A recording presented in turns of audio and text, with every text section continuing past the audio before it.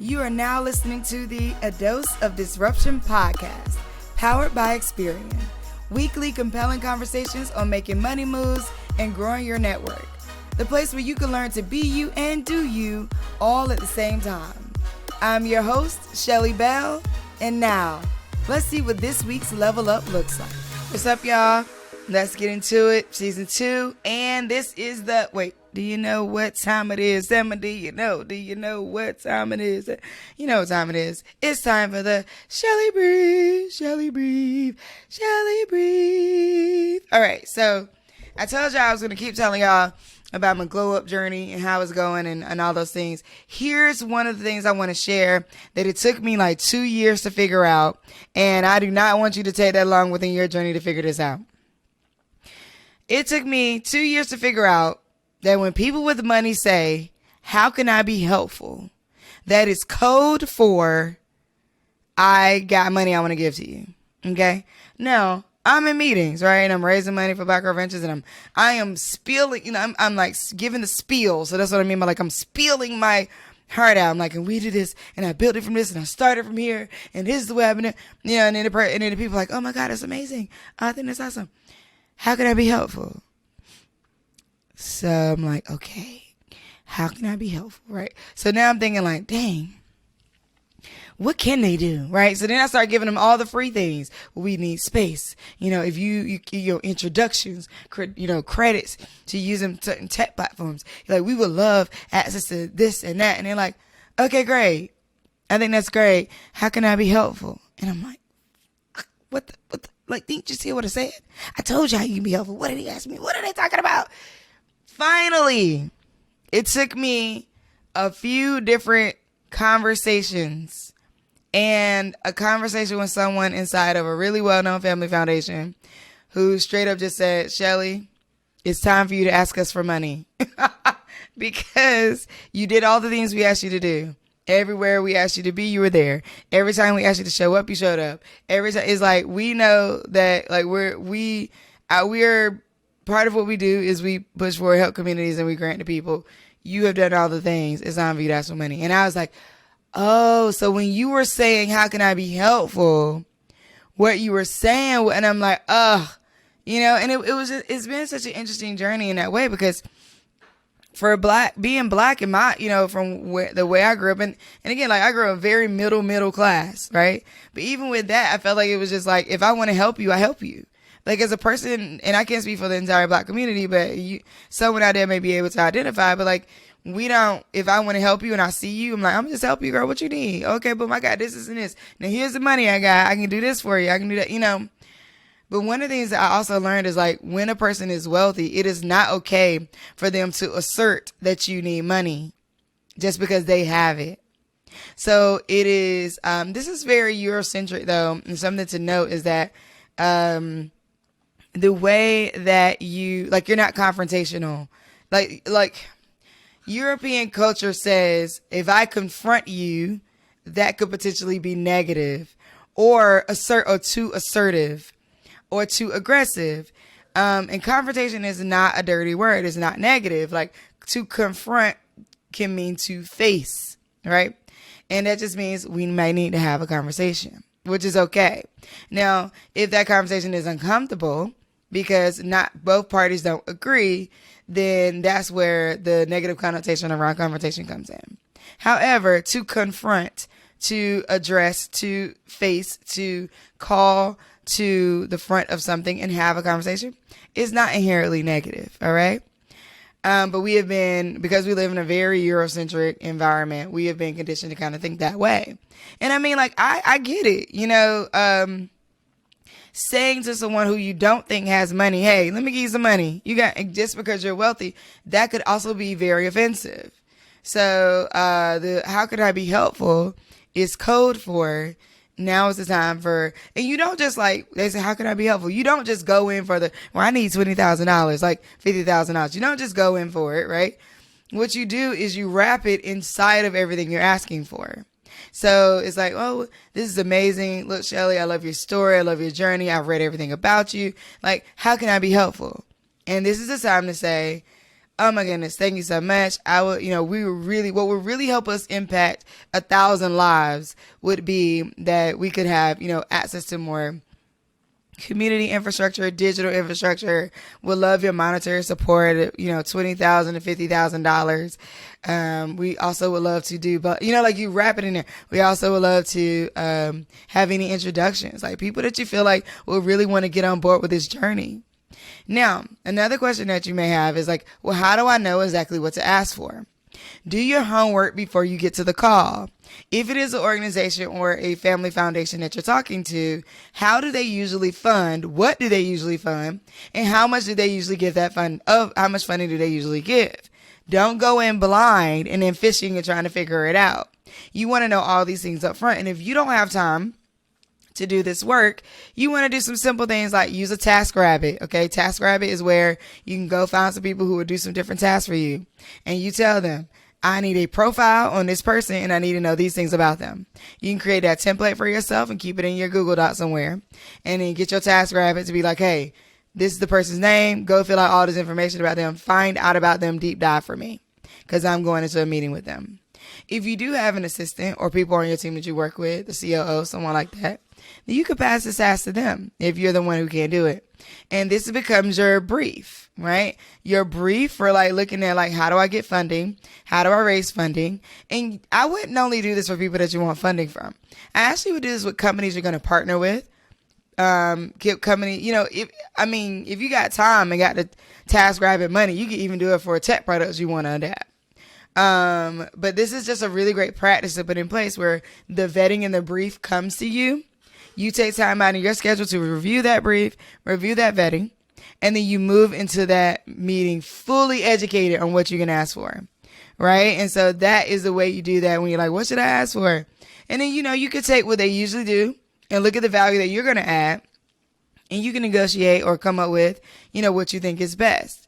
And, shooting high or low in this instance, it gets tricky. And it gets tricky because when you shoot too low, when you're talking to people who are wealthy or who have money to give you, you're communicating your values. Like I said in a previous Shelly brief, you're not going for what you're quote unquote worth. You're going for what you don't get what you're worth. You get what you negotiate, because technically whatever you negotiate is what you are communicating that you are worth. Right. And so, but also in this instance, when you're talking to people who already have capital or you're negotiating deals for your business, you want to be in the realm of what makes sense for the value that your business does add to the situation. Right. So it takes a bit of study, but once you get it, you'll start to know what range to be in with which type of players. So this is a workout. You are a business athlete. You got to get in there. You got to train and you got to work those muscles. Yes, you're going to walk away sore sometime. You're going to get some no's. You can get some people like, I don't know what they talking about. They ain't worth that much. Right. And you're going to be like, yes, I am. And you're going to be right every time. So, jump in the game, get your reps in, get your muscles right, because get your raising muscles right, get your spiel right, get your energy behind how you communicate the spiel. All of that just comes in reps. And what I mean by like, if you're a workout buff, you work out at all, you have reps of lifting and you rest, you have more reps, you want to start getting your reps in for talking about your business to everybody. Exercise it. Call up your, mates, partners, family members, mamas, friends, whatever, and just give them the spiel. You're not expecting anything back from them. You just need to get it out. Get your reps in with talking about yourself. All right.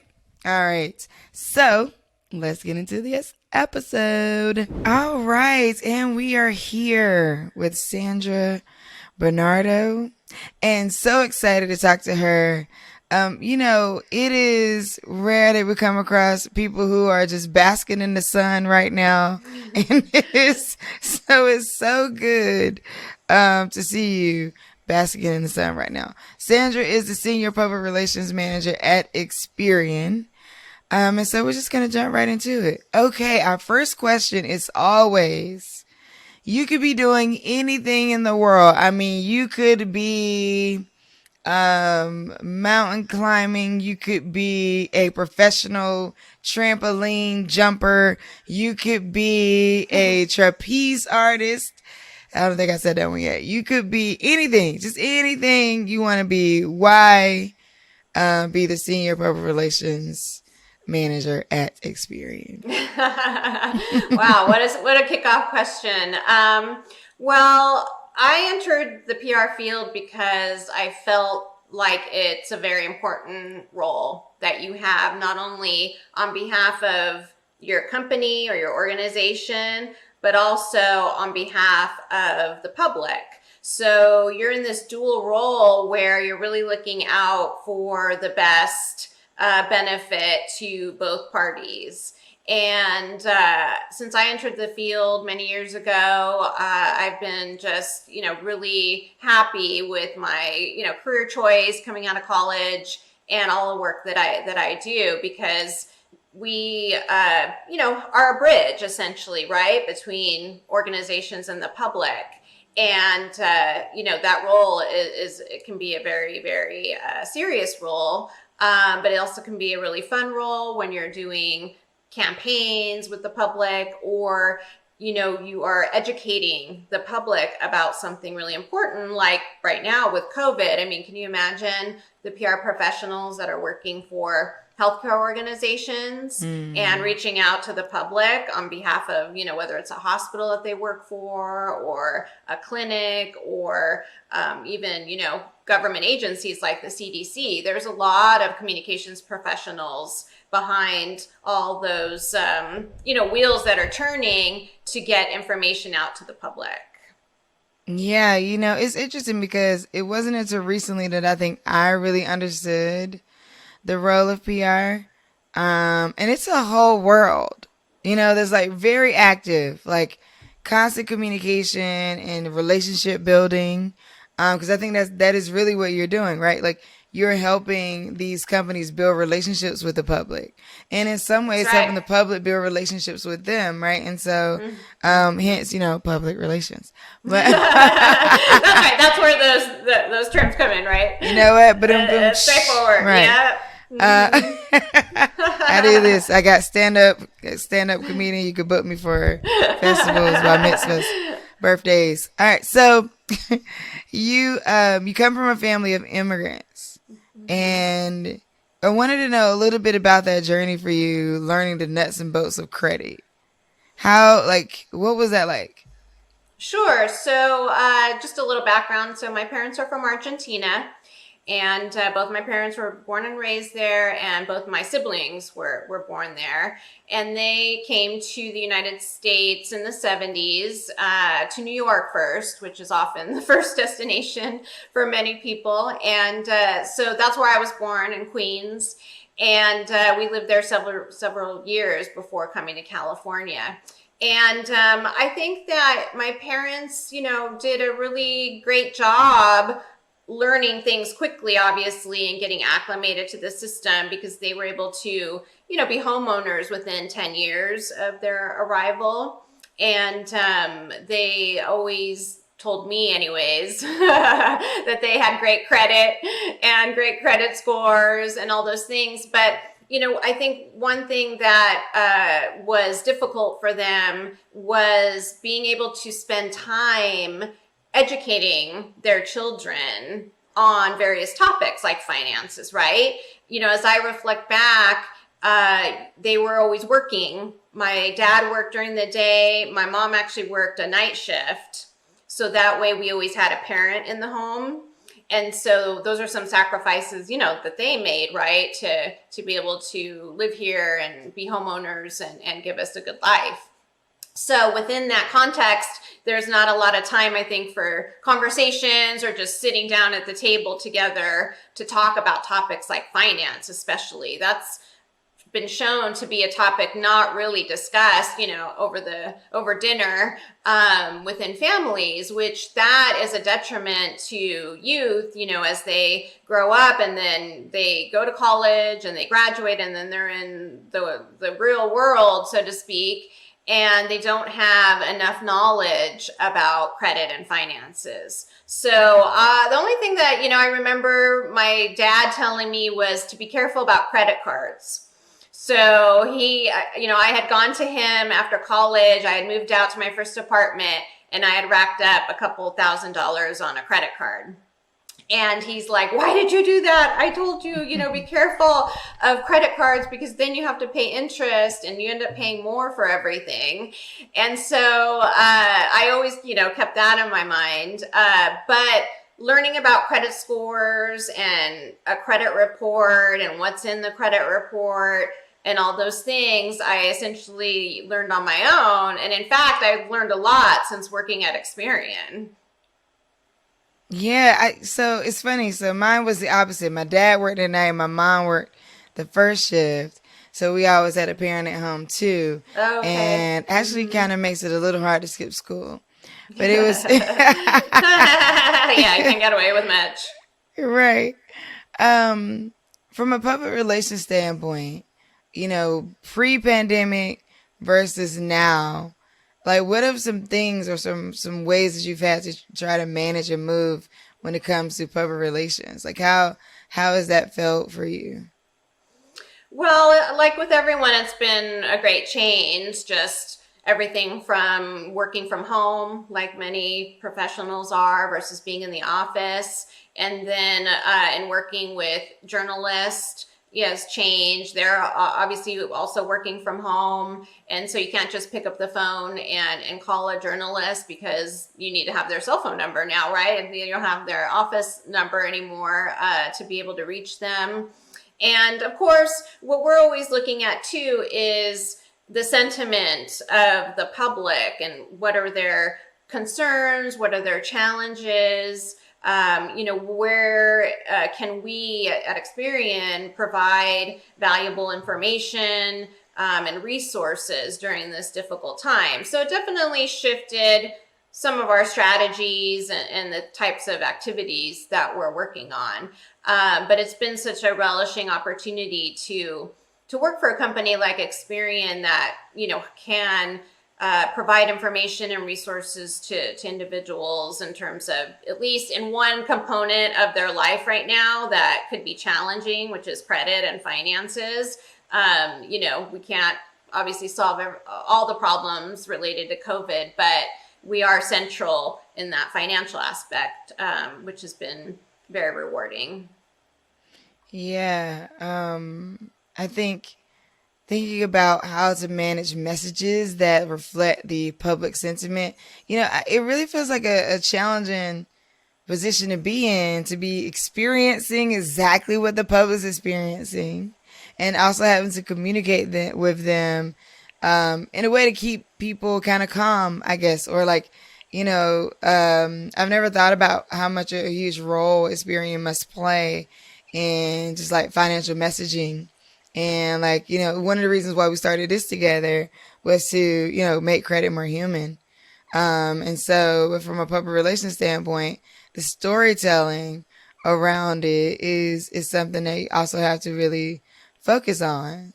Have you heard any like really interesting stories about people or have an interesting story yourself around like the kind of like the ebb and flow of using credit or things you've learned while being at Experian that are interesting stories that maybe Experian has been able to like pitch and get out into news? Anything in particular that stands out? If no pressure.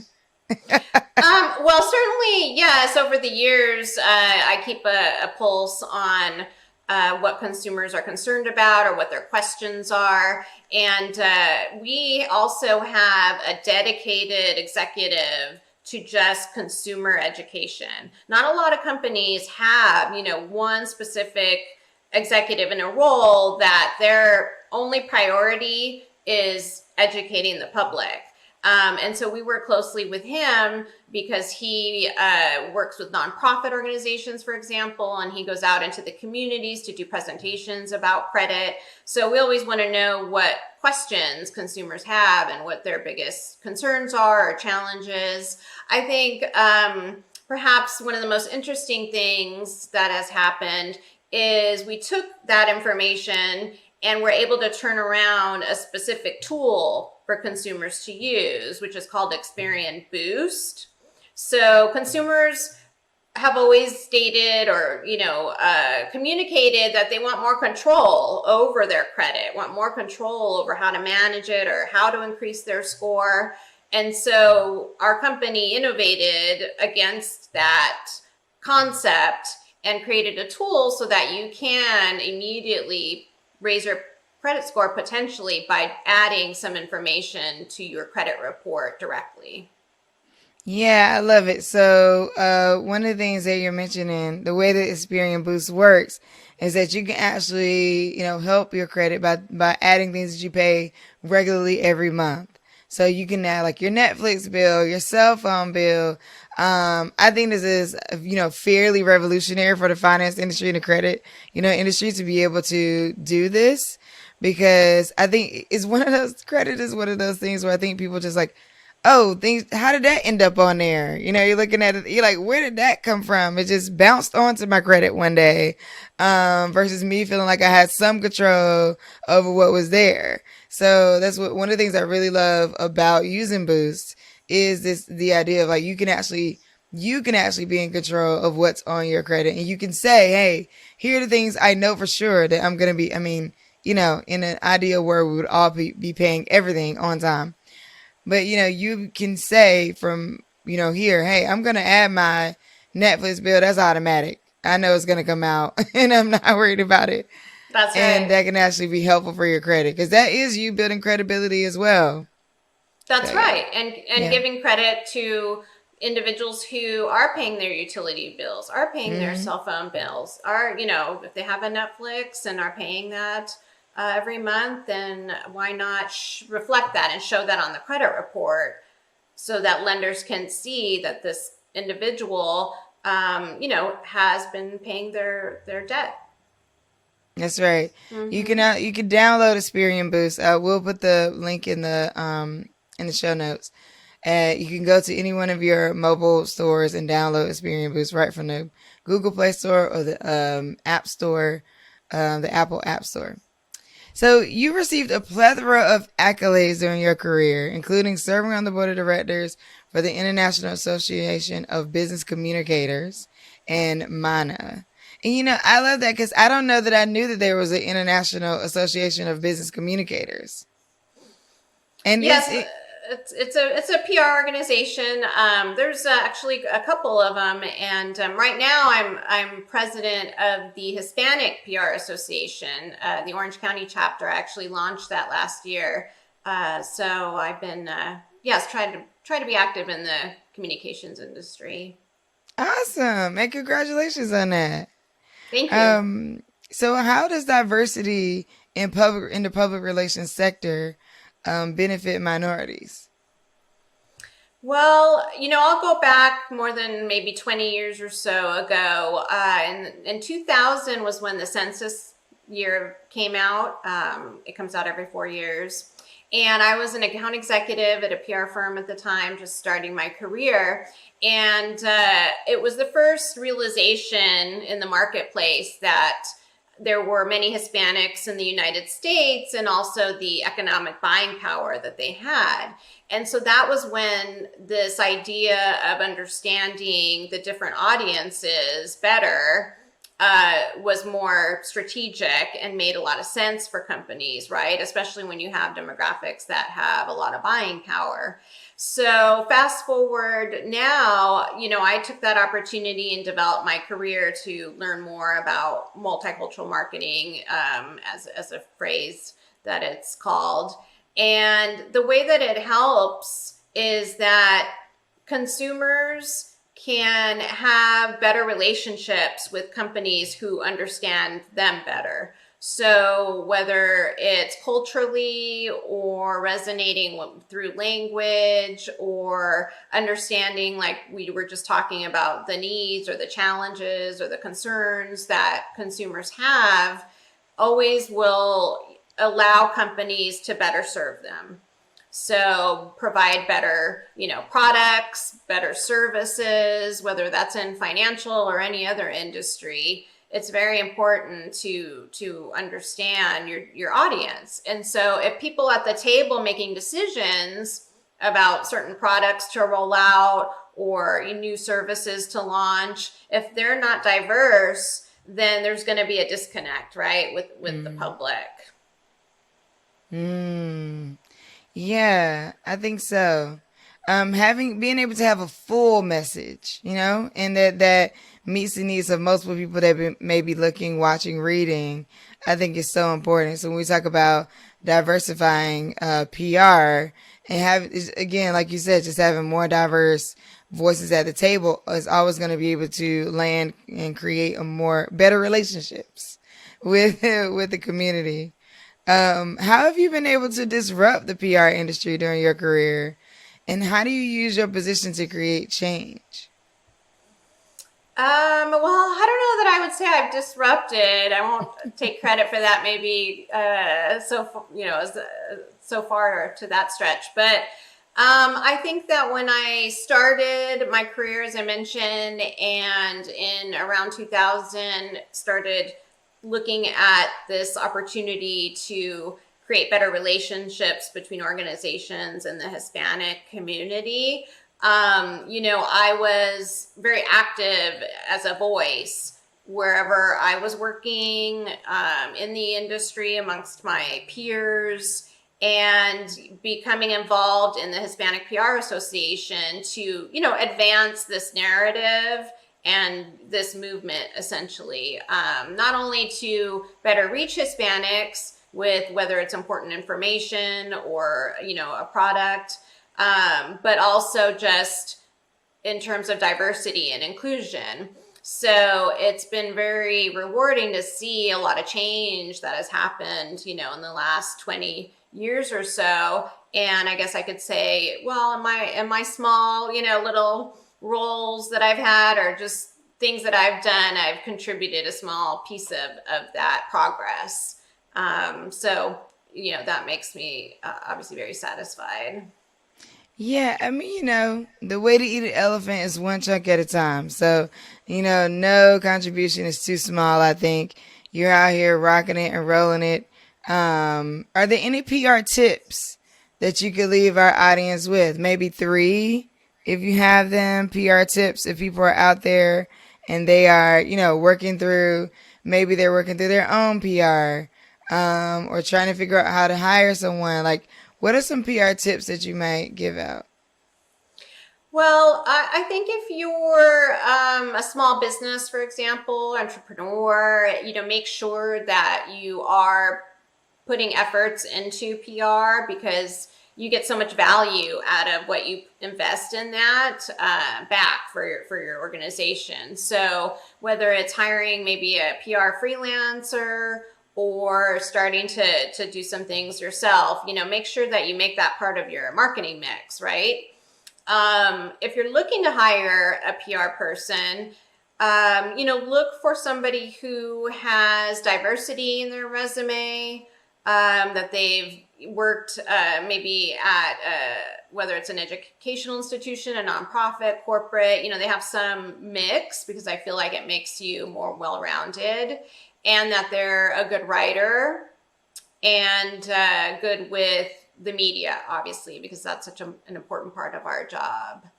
And I would say, let's say for younger people looking to enter the field of PR, if you're a college student listening to this podcast, make sure to focus on your writing. Make sure to try to get as many experiences as you can through internships. And then when you graduate, try to work for a PR firm. I think PR firms are such a great training ground for young people. You learn a lot in a short amount of time, and you get exposed to a lot of different types of campaigns and events, and you're meeting a lot of people. You might be traveling through your job. So it just really builds up your skills and your capabilities. And then from there, you can use that as a launch pad to decide what kind of path you want to take. So there you can decide, well, I like working in technology, or I like working for a nonprofit, etc. It just opens the doors to a lot of possibilities. Awesome. Well, Sandra, is there anything else that you would like for our audience to know, take away, make sure they look out for from you or Experian?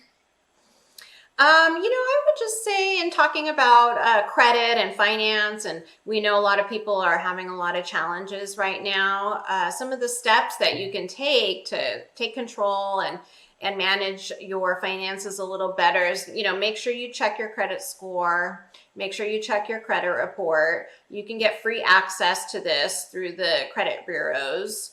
Make sure that if you are struggling and can't pay off some of the debt you have, please reach out to your lenders, whether it's the credit card company or your utility company. Reach out to them and let them know that you're having troubles right now, because right now there's a lot of resources out there and a lot of programs in place because of COVID to help people during this difficult time. So don't be afraid to ask for help.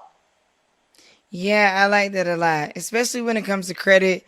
I said I was gonna create like a video or a meme where like people are like peeping under, like somebody's peeping under something. Where it's just like I feel like that's the way people typically look at their credit. Is it just peeping under, like, ugh, or they're like not looking at it. They don't want to see it. Mm-hmm. That's right, or not looking at it out. It's like, oh my God, no, it's not moving. I can't look at this. And so yeah, I think it's interesting to see the way that people approach their finances. So that's why I'm so excited for Experian, the way that they do the educational content and just pushing it out there, because it kind of helps people who maybe didn't have certain financial conversations around their dinner table to actually like start gathering the information. That's right. And seek out resources. We have a great educational blog at Experian.com, and it has educational articles about all kinds of topics related to credit and finance that will be helpful for people. Awesome. Well, thank you so much for joining us today, Sandra Bernardo, the manager. I was about to call you the chief operating. Listen, see, that must be where you're going. You're going there. You're going with your it rolled off so easy. Senior public relations manager at Experian.